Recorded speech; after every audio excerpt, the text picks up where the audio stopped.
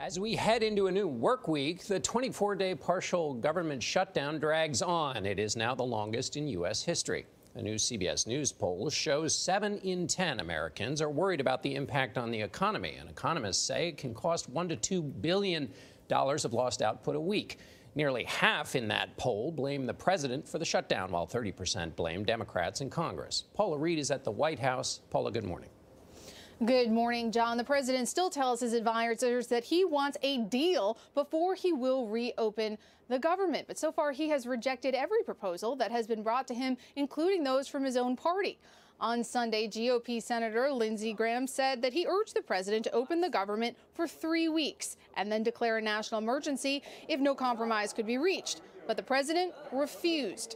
And over the weekend, Republicans expressed outrage as roughly 30 Democratic lawmakers traveled to Puerto Rico to see the musical Hamilton and tour hurricane recovery efforts. This widely shared photo, though, shows Senator Menendez at the beach. House Speaker Nancy Pelosi and Senate Minority Leader Chuck Schumer did not make the trip, and they insist that a deal is still possible if the president gives way on funding for a wall. Meanwhile, some government workers have officially missed their first paychecks. TSA says it is seeing a sharp increase in the number of absences compared to this time last year, but they insist security standards have not been compromised. But the president tells advisors he still thinks they can win the shutdown because it keeps attention on the border and distracts from other controversies currently swirling around the White House. Other folks make podcasts and put it out there on the internet, but many of those YouTube that you might be referring to, I understand are now being taken down. So you all better take advantage of it as much as you can. Because like I was trying to tell the brother here on the show, if Donald Trump passes the state of emergency, I don't think most people in this country have a clue what that means. Right. First of all, he can now control all television, radio, and internet. So would that mean martial law would kick in? I'm sorry? Would martial law kick in?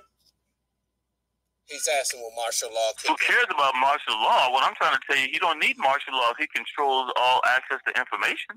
And that was made possible by past executive orders. So basically we've been in martial law. We've never been out of state of emergency. Let me explain this to the listener, okay? What happened was this, okay?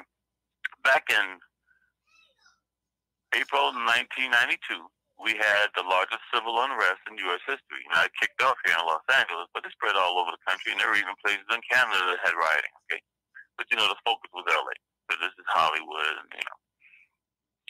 And I just tell you straight out, you know, look at the fire patterns back then, and look at the Metrolink system today, and, gee, it must be a coincidence. Because it's urban renewal. When people have, when these city planners get together and